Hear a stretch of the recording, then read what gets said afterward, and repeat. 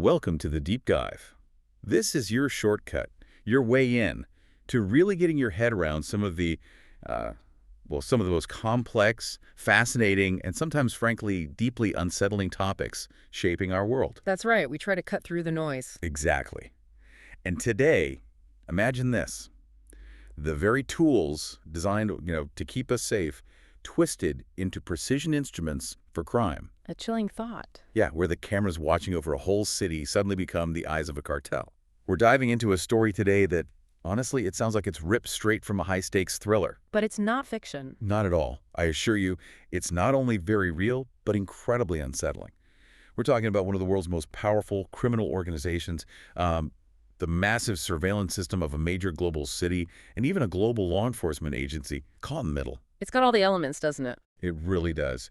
We're going to meticulously unpack the startling allegations that the infamous Sinaloa Cartel, a name everyone knows, synonymous with ruthless power, allegedly exploited Mexico City's vast, sprawling network of surveillance cameras. And the alleged purpose. Their alleged purpose: to track, locate, and ultimately eliminate individuals identified as FBI informants. Just let that sink in for a moment. It's a chilling thought, isn't it? The idea of public safety infrastructure, the very eyes of the city being turned into a lethal weapon. And the gravity of this, where we start this deep dive, really begins with its primary source. Yeah. We're talking about a U.S. Department of Justice report. An official government document. Exactly. This wasn't just speculation. This official document provided the core disturbing details that then just spiraled, really, into widespread debate and intense public concern, first in Mexico, then beyond. And the media picked it up. Oh, absolutely. It was then picked up, scrutinized by numerous news outlets,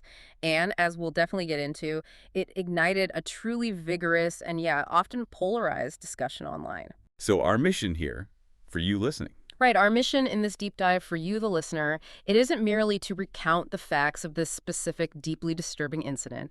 It's more than that. We want to go deeper. We aim to meticulously unpack its intricate details piece by piece, as reported in these sources. We'll explore the far-reaching, the profound implications of such a significant misuse of surveillance technology. Which is everywhere now. Everywhere. And finally, we'll dive deep into the vigorous public discourse it sparked, particularly focusing on that eternal, often contentious balance between privacy and security in our, increasingly monitored world. All right, let's unpack this central claim then, because it really is the cornerstone of everything else we'll discuss today. What exactly happened, according to these sources, that shocked so many people? What was the core allegation that ignited this whole firestorm? Okay, so at its core, the allegation is, it's stark and, frankly, terrifyingly direct. A U.S. Department of Justice report suggests that the Sinaloa Cartel hacked Mexico City's CDMX cameras. Right, the city's own cameras. The city's cameras, yes. Leveraged them to track and ultimately kill FBI informants. Kill them. That's the allegation. And it's not vague, it's not a generalized claim. It points to a specific year, 2018, when these alleged actions took place.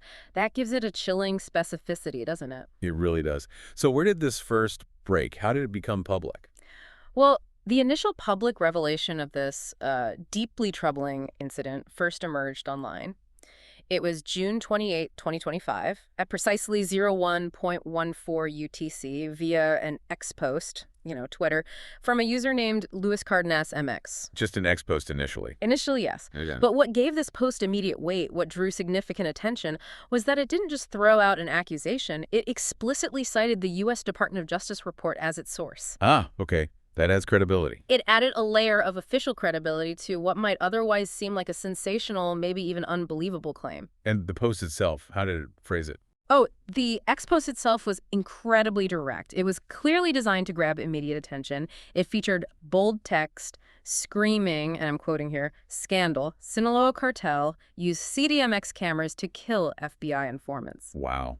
No mincing words there. None at all. This wasn't buried deep in some report summary. It was a headline, a public declaration designed to instantly convey the sheer gravity of the claim. Was there an image with it? Often helps on X. There was. Accompanying this explosive text was an image, a panoramic view of Mexico City. It looked like it was almost certainly taken from a public webcam. Like the ones you see online. Exactly. It even had a timestamp from 2017 and a www.webcamstomexico.com watermark. And this seemingly mundane detail, the webcam image, is actually quite telling, I think. How so? Well, it visually grounded the allegation in the sprawling, everyday urban landscape. It illustrated that the very public, widely accessible visual feed of the city had allegedly become, well, a clandestine hunting ground for the cartel. Using public webcams or the city's official surveillance, the post implies the official ones, right? The post strongly implies the official CDMX cameras mentioned in the DOJ report, the ones used for security and traffic. The webcam image might have just been illustrative of the city itself, setting the scene. The core allegation focused on the C5 system, the city's command and control center cameras. God, so the impact must have been huge. Immense. The immediate impact was huge. It alleged a serious security breach. It claimed that a major criminal organization hadn't just committed crimes, but had systematically exploited critical urban infrastructure. The very systems meant to protect people. Exactly. The surveillance systems intended for public safety allegedly turned against them for illicit and lethal purposes. This was a claim that resonated deeply, and it demanded an immediate public response. Okay, so it starts with this explosive ex-post citing a DOJ report. But was this just a rumor amplified by social media, which, let's be honest, happens all the time? Or was there more concrete information backing it up?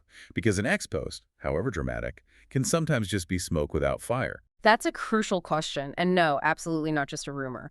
While that ex-post was definitely the catalyst for the widespread public discussion, the information it contained was very quickly and extensively corroborated by multiple, highly reputable news outlets. Okay, like who?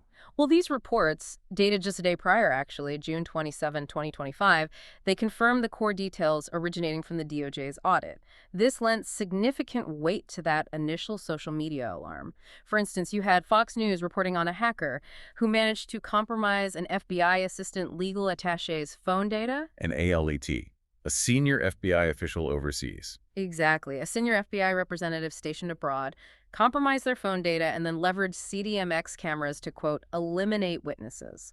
This was a direct and alarming alignment with the ex-post claims, painting a picture of deliberate, targeted action. So phone data and cameras. Yes, the combination. Then you had The Guardian, the UK paper, a respected international outlet. They went into further detail, describing how this hacker was explicitly identified as being employed by Joaquín El Chapo Guzmán's faction of the cartel. El Chapo's people. Directly linked. This hacker reportedly gained sophisticated access to both phone records and the citywide camera systems. This wasn't just some random act of hacking. It was presented as a strategically executed operation by a major criminal entity. Any other sources? Yes, further corroboration came from Reuters and The Mirror. Both of them noted that this specific incident was highlighted as part of a broader critical audit conducted by the U.S. government. An audit about surveillance. Precisely. This audit was specifically focused on the challenges of mitigating the widespread and increasingly complex effects of ubiquitous surveillance. Their reports detailed precisely how the hacker identified an FBI ALT and then used the pervasive surveillance cameras to actively follow their movements, which ultimately led to the targeting of informants. So following the FBI agent to find the informant. That seems to be the implication based on these reports. It's a terrifying chain of events. So as you can see, this is really far from just a sensational headline or, an unsubstantiated claim from a social media post. Definitely not. This is a thoroughly corroborated incident, drawn directly from official U.S. government reports and then verified and detailed by multiple independent, reputable news outlets. Right.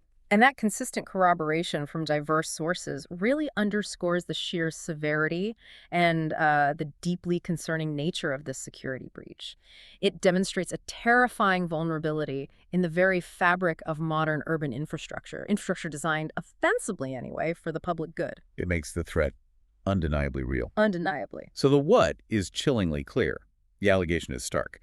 But the how, that's where it gets really interesting and, frankly, deeply unsettling. Yeah. How exactly did a criminal organization, even one as powerful as the Sinaloa Cartel, manage to turn city surveillance into such a lethal, precise tool? This wasn't just someone, peeking at a single camera feed, was it? No, definitely not. This implies a systemic exploitation. You've absolutely hit on the crucial question there. No, this was far from a simple act of, looking over someone's shoulder. It was described as a multifaceted and chillingly effective operation. It leveraged both digital access and physical surveillance capabilities. Okay, break that down. Digital access first. Right. So the core of their modus operandi, according to the reports citing the DOJ audit, involved a hacker. This hacker was working directly for the Sinaloa Cartel. Specifically for them. Yes, specifically for them. And this individual managed to gain sophisticated access to an FBI official's phone records. And critically, their real-time geolocation data. Real-time location. Wow. Think about that for a moment. Yeah. Having someone's personal communications history and their precise live location, it's like, as you said, putting a digital tag on them. So they knew where the agent was, potentially minute by minute. That's the implication of accessing real-time geolocation data, yes. But, and this is key, that wasn't enough on its own to track informants necessarily. Right, you need eyes. Exactly. The truly terrifying synergy, the key to their alleged lethal precision, came when this highly sensitive personal information, the agent's location and potentially communications, was combined with access to CDMX surveillance cameras. The city's eyes. The city's eyes. Yeah. The sources note that with these two pieces of the puzzle, precise personal data from the phone and pervasive real-time camera access, the criminal group was then able to, quote, track and kill FBI informants. It paints a horrifying picture. It really does. A vivid and horrifying picture where digital information isn't just about privacy anymore. It becomes a direct enabler for physical harm and lethal action. It's a stark demonstration of how data and physical surveillance, when merged by malicious actors, can become an incredibly potent, anonymous, and, well, destructive combination. Do we know the exact technical method? Was it a specific hack or something else? That's where the public reports get a bit less specific. They don't detail the exact technical exploit used to gain camera access. Was it, a zero-day vulnerability in the camera system's network? Was it a sophisticated phishing attack targeting someone with high-level access, like an administrator? Or, and this is something that came up a lot in the public reaction we'll talk about, was it potentially insider access facilitated through corruption? Someone on the inside letting them in. That's a possibility raised by observers, though not explicitly confirmed in the initial news reports citing the audit. But the outcome, regardless of the specific method, was this chilling level of real-time control over this vast urban eye. The sophistication, therefore, lies not just in the potential technical skill of the hack itself, but maybe even more so in the operational intelligence. How they integrated that data, the phone location with the camera feeds, for a targeted, lethal purpose. Well, that integration is key. It seems to be. And the timing. Yeah. You mentioned the hacker worked for El Chapo's faction. Yes, that's what's particularly fascinating here, and quite telling, perhaps, about the timing and the strategic intent behind it. The sources are clear. This individual worked for Joaquín El Chapo Guzmán's faction of the Sinaloa Cartel. And El Chapo was extradited when? Right. It's worth recalling that El Chapo himself was extradited from Mexico to the United States in January 2017. Okay. The incident we're discussing, where these cameras were allegedly used to target informants, occurred in 2018. Just a year later. That timing is significant. Incredibly significant, I think. It suggests that these actions might have been more than just, say, random violence or even simple retaliation for his capture. What else could it be? Well, it could have been a calculated move by the cartel, or at least that faction, to maintain power, maybe to send a brutal message to rivals and authorities, and definitely to eliminate perceived threats like informants during a period of immense leadership change and instability following El Chapo's extradition and, later, his conviction. Showing they're still in control, still have reach. Exactly. It highlights a group determined to assert its dominance, demonstrate its continued reach, maybe prove its capabilities haven't diminished, and ruthlessly eliminate those working against them, even in the face of their leader's capture and all the disruption that brought. It's a terrifying assertion of continued influence and operational capacity. And the DOJ report framed this in a broader context, didn't it? Something about ubiquitous surveillance. Yes, exactly. This specific shocking incident is also highlighted in that U.S. Department of Justice report as a prime real-world example of a broader and deeply worrying conceptual risk: ubiquitous technical surveillance. Ubiquitous meaning everywhere. Precisely. It means exactly what it sounds like: surveillance that is everywhere, pervasive, seemingly inescapable, a kind of digital blanket woven into the fabric of our modern cities. The report explicitly points out that this leak, this incident, is not just an isolated security breach. It's presented as a real-world demonstration of the danger. The danger being? The danger where not just official cameras, but potentially location data from phones, call records, maybe even signals from various Internet of Things devices, IoT things like smart speakers or connected cars, all of which are increasingly common in our urban environments, can become, and I quote the report again, lethal tools in the hands of organized crime. So it's not just cameras, it's the whole connected ecosystem. That's the implication of ubiquitous technical surveillance. It's not a theoretical threat anymore. This incident suggests it's a proven reality with potentially devastating consequences. Did other sources comment on that aspect? Yes, investing.com, which also reported on this, underscored a critical related point. They noted that recent technological advancements have actually enabled less sophisticated actors to exploit vulnerabilities. Less sophisticated, so it's getting easier. That's the alarming implication. This is a crucial insight.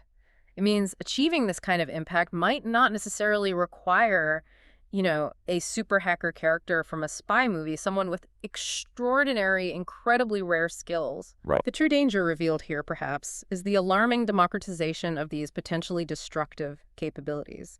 It lowers the barrier for potentially any malicious actor, not just powerful cartels, maybe smaller criminal groups, maybe even individuals, to weaponize technology that's already deeply woven into the fabric of our daily lives. So making one's complex exploits more accessible. Exactly. Accessible to a wider range of criminal elements. This widespread availability of tools and techniques, combined with the sheer volume of personal and public data being generated constantly, it transforms the security landscape dramatically, and perhaps not for the better. So this really isn't just about one highly sophisticated individual hacker then, is it?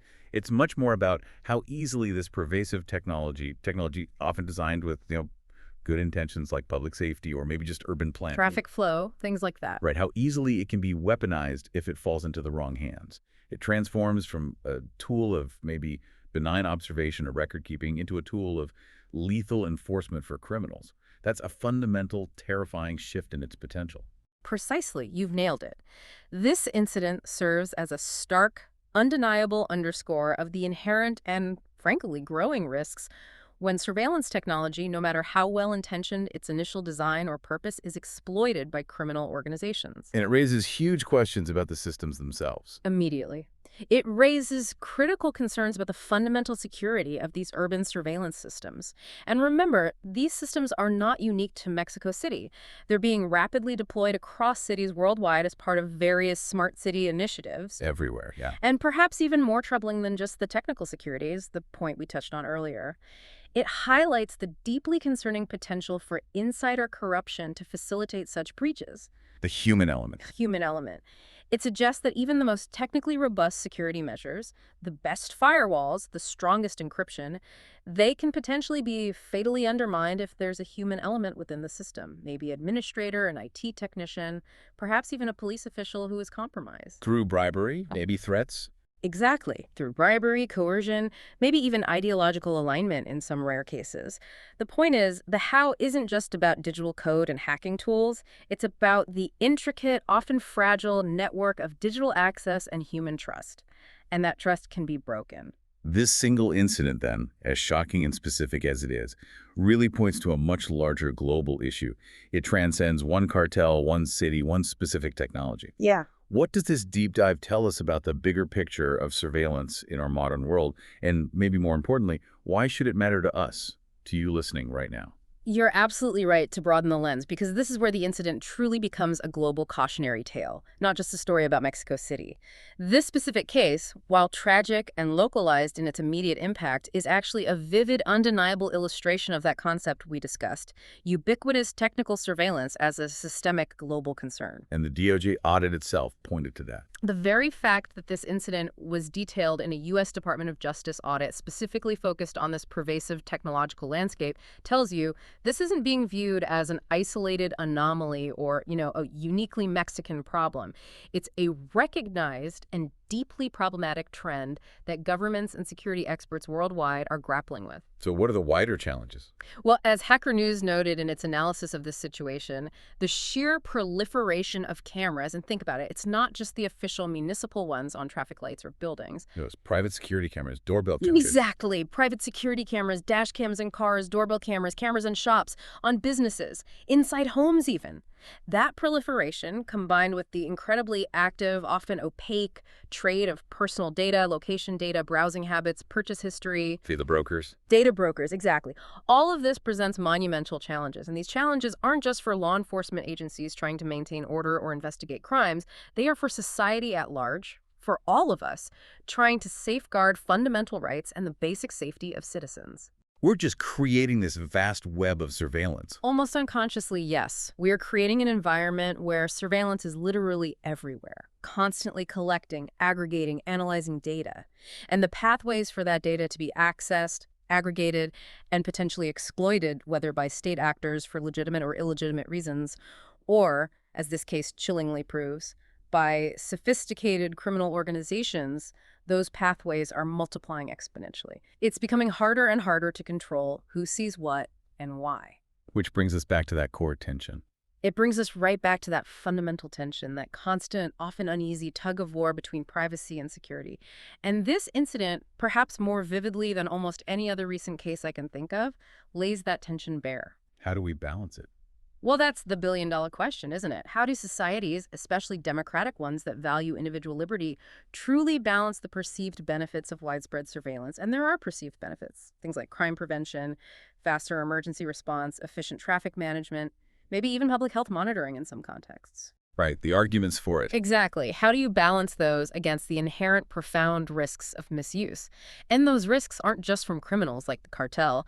They include the potential for government overreach, the gradual erosion of anonymity in public and private life, the potential chilling effect on free expression if people feel constantly watched. People might self-censor. Precisely. And the outright violation of fundamental privacy rights. It's a profoundly complex equation with no easy answers.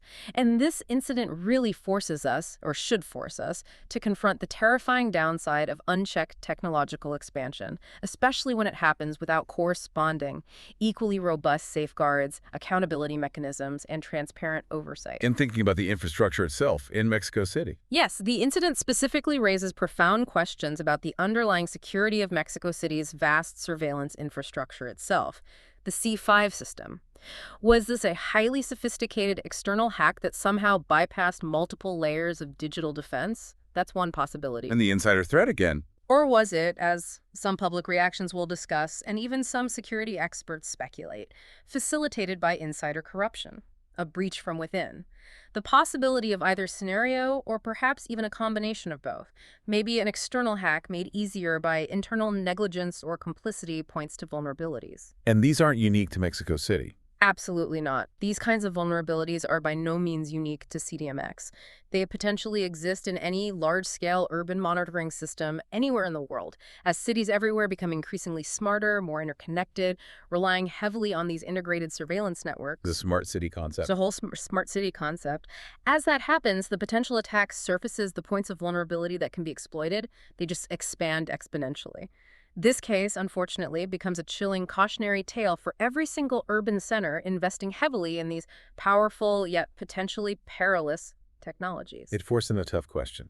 It forces us to ask, what true assurances do citizens really have that these complex, often opaque systems will actually protect them rather than inadvertently making them more vulnerable? It truly does make you wonder, doesn't it? If this can happen in one of the world's largest cities, a place with a seemingly robust and, omnipresent surveillance system, what does that mean for our own digital footprint and security? What about the cameras on seemingly every street corner in our cities, or the vast amounts of data collected by our smart devices, our phones, our cars, even our homes?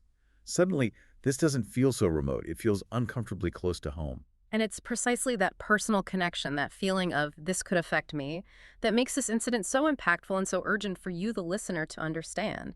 In an increasingly connected world where, as you said, surveillance cameras are utterly commonplace, not just in public spaces like parks, subway stations, airports, but increasingly in semi-private and private areas too. Businesses, apartment buildings.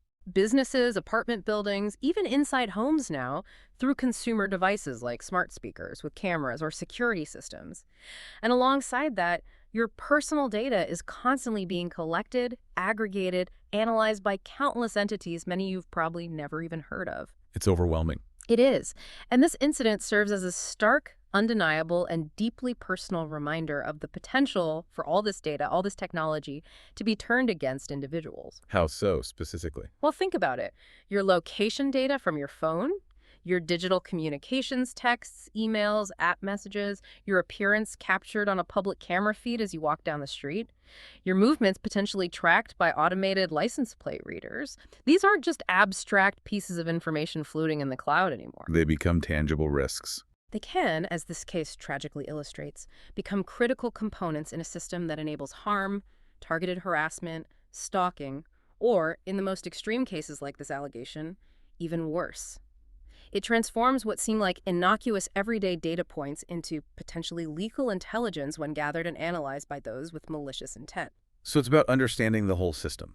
Absolutely. It underscores the vital importance of understanding how these systems work, who has access to them, what their inherent vulnerabilities might be, and crucially, what safeguards are, or perhaps more importantly, are not in place to protect us. Protect us from whom? Protect us not just from potential state overreach or misuse by authorities, but also from the increasingly sophisticated capabilities of non-state actors like criminal enterprises who can exploit these same systems. It shifts the focus from some remote abstract security breach happening somewhere else to a very real and personal vulnerability. And that, I think, should prompt all of us to reflect critically on our own digital exposure and the security of the systems around us. Okay, so when news like this breaks, especially landing first on a platform like X, it doesn't just sit there quietly. You mentioned it exploded into a frenzy of discussion. How exactly did the public react to this specific revelation? What were the immediate concerns people latched onto? Because you imagine this story touching on cartels, surveillance, the FBI in Mexico. That must have hit a lot of very raw nerves. Oh, you're absolutely right. It hit multiple raw nerves simultaneously. The X post by LuisCardenasMX didn't just report the news, it detonated what the sources clearly describe as significant debate. It received a furious flurry of replies almost instantly, reflecting a deeply polarized and engaged audience. This wasn't passive reception at all. It was an immediate, passionate outpouring of public opinion, layering on to existing societal concerns and anxieties. So what were the main themes in that reaction? We can definitely categorize the key themes from the public discourse as they were described in the source material analyzing those replies. It helps understand the diverse and often conflicting immediate reactions. Okay, what's first? First, and perhaps the most prominent and immediate theme, was privacy and surveillance concerns.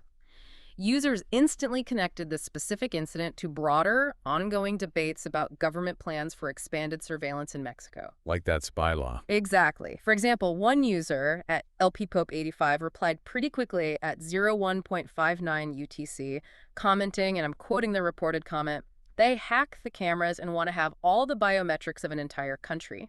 See how they directly link the cartel's alleged actions to anxieties over Mexico's controversial Ley Espía, the spy law." Yeah, that's a direct link. And that law, recently approved around that time, aims to significantly expand government surveillance powers, including mandatory biometric data collection for things like phone lines.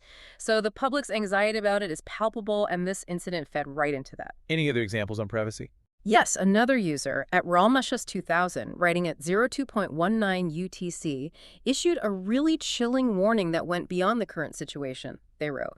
And that was without biometric CRP, without Lava MX, without a mega real-time database. Now imagine when they have all your info crossed. Explain those terms, CURP and Law of MX. Sure. CORP is Mexico's unique population registry card, like a national ID number. And LoveMX is a newer digital identity system the government was promoting, so the implication from that user is terrifying. If the cartel could do this before all that sensitive biometric and identity data was fully centralized and linked, imagine the potential for abuse or exploitation afterwards. Wow. So deep anxiety about future surveillance. Yeah. Profound, deep-seated anxieties among the Mexican public about expanding government surveillance powers. These comments highlight how incidents like the cartel's alleged exploitation of existing systems only amplify existing fears. Fears about how even official surveillance might be abused or compromised like this, or leveraged for profiling or control in the future. It points to fears of severe privacy violations and this pervasive sense of being constantly watched, with data potentially falling into the wrong hands, whether criminal or state. Okay, what was the next major theme? You mentioned political polarization. Yes. The second theme was a particularly strong current of political criticism, and it's really crucial to state here very clearly for you listening that these are reported reactions from the public discourse. They reflect the views expressed by these online users at that moment. We're absolutely not endorsing the claims made within them. Understood. Just reporting the reaction. Exactly. We're simply reporting on the public's reaction as part of this deep dive into the event and its fallout. So, for instance, one user at El Chico Timidou, posting at 02.45 UTC, didn't hold back, directly accusing the ruling Morena party.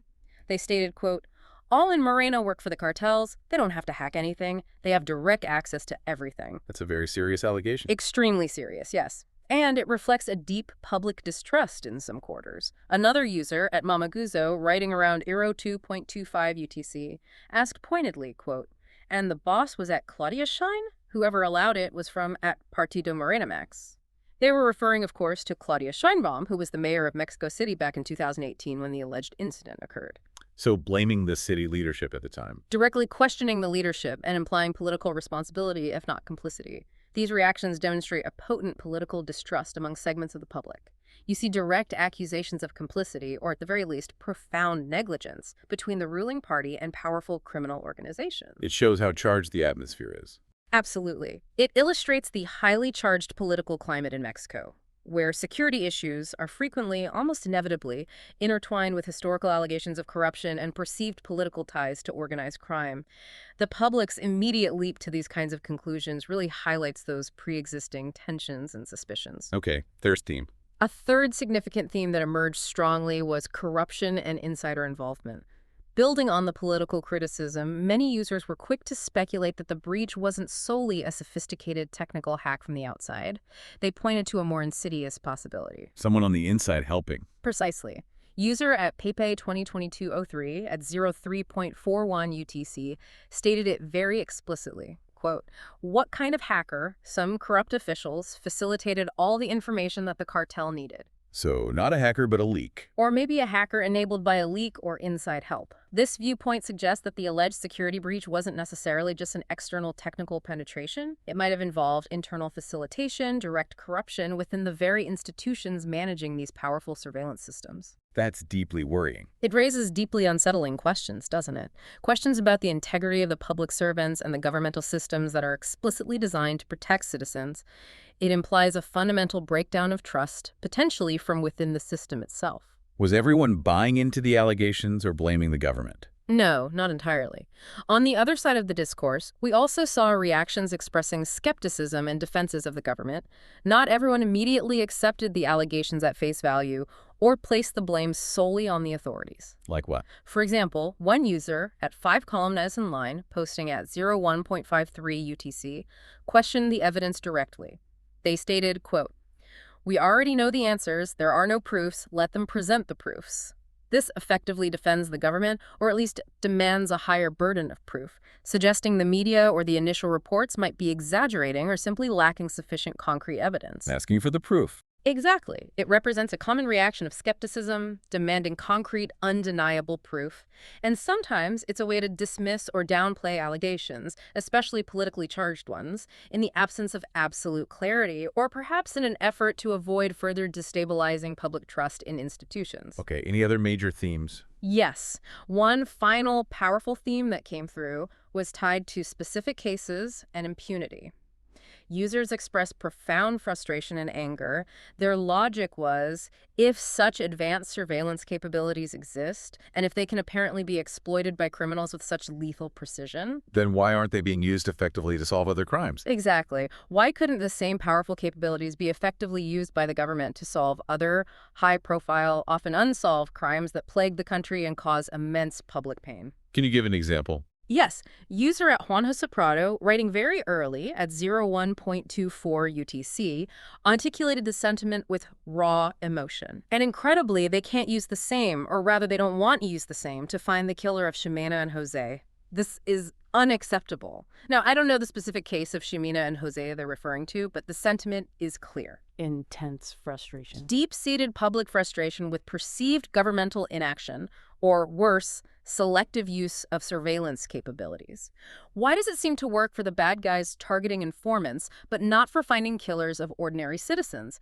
This leads directly to bitter accusations of impunity for certain types of criminal acts, or for criminals connected to powerful people. It highlights a painful perceived disparity. If the system can be weaponized so effectively by criminals, why can't it equally protect innocent victims? That's a powerful point. It resonated strongly in the reply. So in summary, just looking at the replies to that single X post, and our sources cited over 10 specific examples, giving a good snapshot, they painted a complex, volatile, and deeply concerning picture of public sentiment in that moment. A real mix.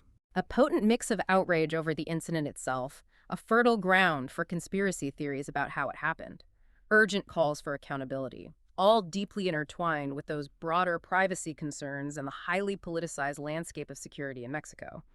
It really shows how quickly a specific incident like this can tap into the collective consciousness and ignite pre-existing societal anxieties. It's incredibly clear the story didn't just report on a technical breach, did it? It tapped into this deep wellspring of public anxiety, political tension, and historical grievance, extending far beyond the initial details of the cartel's alleged actions. It really became a focal point, a symbol almost, for deeper societal concerns about trust, security, corruption, and governance itself. Perfectly put. It became much bigger than the sum of its parts almost immediately. So, as we start to wrap up this deep dive, let's bring it back home. What does all of this really mean for you, the listener, and for the future, especially as we all navigate this world that seems increasingly blanketed by surveillance technology? What are the truly profound implications that go beyond the headlines of this one specific, albeit shocking, incident? Right. Stepping back to see the forest for the trees. I think for you, the listener, this incident serves as an incredibly vivid, almost undeniable case study for the dangers of surveillance without robust security. That's the core lesson. It's not just a theoretical warning you might read in an academic paper or a privacy report. It's a demonstrated reality. A real-world example. A real-world example of how even systems designed with the intention of immense public good catching criminals, ensuring safety, can be turned into tools of profound harm when the security protocols around them are inadequate, or perhaps more insidiously, when the trust placed in the people managing them is compromised from within. Technology is a double-edged sword. Exactly. It forces us to confront that uncomfortable truth. Technology is almost always a double-edged sword. Its beneficial potential is constantly shattered by its capacity for misuse, and we need to be aware of both edges. And you mentioned the connection to legislation in Mexico. Yes, and that's crucial context. This discussion ties directly into broader legislative contexts, and it was particularly relevant in Mexico's political and social climate at that time. This incident emerged just as Mexico had recently approved, or was in the final stages of approving, that controversial Ley Espía, the spy law. The one expanding government powers. The one significantly expanding government surveillance powers, mandating biometric data collection for phones, potentially increasing access to digital communications, and so on. So this alleged breach by the Sinaloa Cartel, with its chilling implications for targeted violence facilitated by surveillance, well, couldn't help but fuel the existing, and many would argue, deeply legitimate fears among the public. Fears about? Fears regarding potential misuse of these newly expanded government powers. Fears about the possibility of human rights violations down the line. You saw this concern reflected crystal clear in many of those ex-post replies we just discussed. The logic being, if the cartel can hack it, what about the government? Or someone corrupt inside? Precisely. There's a deep, agonizing concern bubbling up. If a powerful criminal organization can allegedly exploit these systems so effectively, what stops a potentially overreaching government from doing the same? Or, perhaps just as worrying, what stops the government systems themselves from being just as vulnerable to corruption or infiltration as the existing ones apparently were? It definitely raises questions about free speech, too. Absolutely. It raises very real speculation about the potential chilling effect on free speech. If people believe, rightly or wrongly, that their communications and movements are under pervasive observation and potentially vulnerable, they might self-censor. They might avoid discussing sensitive topics or organizing politically. And it highlights the potential violation of fundamental privacy rights. Which are protected constitutionally in Mexico. Yes, explicitly protected under Articles 6 and 16 of the Mexican Constitution. These articles guarantee the right to information, the protection of personal data, and the inviolability of private life and communications. So while the new law aimed ostensibly for enhanced security, this incident starkly showed the incredibly high stakes and the potential for misuse, undermining those very constitutional protections. And the sheer difficulty of securing these systems. That's another major implication. This incident underscores the immense and frankly ever-evolving challenge of securing such complex, interconnected surveillance systems in our rapidly advancing technological landscape.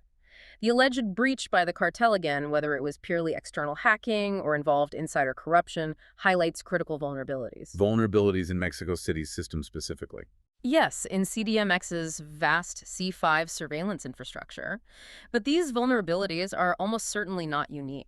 They often stem from a challenging combination of factors you see in many large systems worldwide.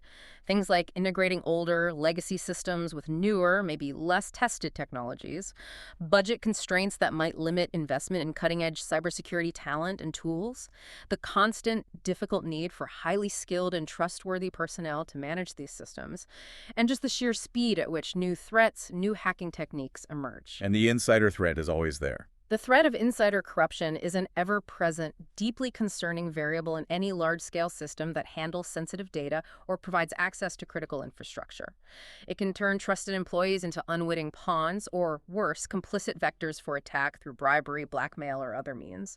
It really forces us to ask, how can governments realistically build and maintain public trust in these powerful surveillance systems if their integrity can potentially be compromised so catastrophically from within? What's needed then? Better audits. That's part of it. What robust audit trails are needed? What kind of truly independent oversight mechanisms can be put in place? What stronger whistleblower protections are necessary to encourage reporting of internal issues before they lead to disaster? These are hard questions with no easy answers. But this isn't just about Mexico, right? Yeah. You keep stressing the global angle. Absolutely not just about Mexico. It's crucial to reiterate that. For you, the listener, wherever you are, this incident serves as a truly global cautionary tale. It's relevant for every citizen, every policymaker wrestling with surveillance laws, and every technology developer building the tools of our future. Because smart cities are everywhere now. We are rapidly moving towards a world dominated by smart cities and increasingly interconnected surveillance systems. It's happening everywhere. These systems promise wonderful things: increased efficiency, improved public safety, a more streamlined urban experience. We hear the promises all the time. But there's a but. There's a huge but. This incident from Mexico City starkly illustrates that these promises come bundled with profound risks if security and accountability aren't treated as absolutely paramount from day one, not as an afterthought. So what lessons should we be drawing globally? What lessons can be drawn from Mexico City's experience about effectively safeguarding privacy while still potentially gaining some security benefits? How do we ensure robust accountability for those who manage and access these incredibly powerful technologies? What responsibility do the technology developers themselves have? Should they be implementing privacy by design principles right from the start, making systems inherently less intrusive or easier to audit? And governments. What responsibility do governments bear in implementing truly rigorous oversight? Conducting transparent, independent audits, not just internal ones, establishing crystal clear lines of accountability for system failures or abuses when they inevitably happen. And us, as citizens. And perhaps most importantly, what responsibility do we as citizens bear in all this? Do we need to be more demanding of these safeguards? Do we need to better understand the trade-offs we might be making, perhaps implicitly, in the name of convenience or security? Should we be pushing harder for legal and technical frameworks that actively protect our fundamental rights in this increasingly monitored world? Those are big questions. They are huge questions, and this incident, I think, really emphasizes the ongoing, vital public scrutiny that's required for governments right across the globe as they try to navigate this incredibly delicate, constantly shifting balance between legitimate national security imperatives and the non-negotiable protection of fundamental civil liberties. It's a tension that won't disappear as technology advances. If anything, gets more complex. Exactly. In fact, it will only become more complex, more nuanced, and arguably more urgent with every new sensor, every new algorithm, every new database. It demands our constant attention and our active engagement. Wow. This deep dive into the Sinaloa Cartel's alleged use of hacked cameras to target FBI informants, all stemming from that chilling U.S. Department of Justice report. It truly pulls back the curtain, doesn't it, on the profound and sometimes genuinely terrifying implications of ubiquitous surveillance. It really forces us to confront some uncomfortable truths about the world we are building, maybe faster than we can understand it. It certainly does, a real wake-up call. We've seen today how a single specific security breach or alleged breach can expose deep vulnerabilities, not just in the technical infrastructure of a city, but maybe more importantly in the very fabric of trust between citizens and their institutions. Trust is so fragile. It is. And we saw how it ignited fiery public debates, instantly connecting to anxieties about privacy, about political accountability, and how it underscored that ever-present, crucial, and maybe ultimately unresolvable tension between our desire for security and the need to protect our fundamental civil liberties. This wasn't just a story about technology. It was a story about power, about vulnerability, and about the unseen, often lethal forces at play in our increasingly connected, increasingly watched world. And perhaps, as a final thought for you, the listener, to mull over, if the very tools designed, purchased, and deployed explicitly to enhance public safety can potentially be weaponized with such devastating effect by criminal organizations, either through hacking or corruption, it raises a really fundamental question for all of us, doesn't it? Which is, In this relentless race for greater security, often framed as achievable through more and more pervasive technology, are we inadvertently, perhaps negligently, creating new, even more dangerous vulnerabilities? Vulnerabilities that might be harder to detect, harder to fix, and ultimately more catastrophic when exploited. And what will it truly cost us as individuals and as societies to protect the knowledge of who we are, where we go, and what we do in an increasingly transparent world where the lines between public and private are constantly blurring, and where every pixel captured, every data point collected, can potentially become a weapon in the wrong hands?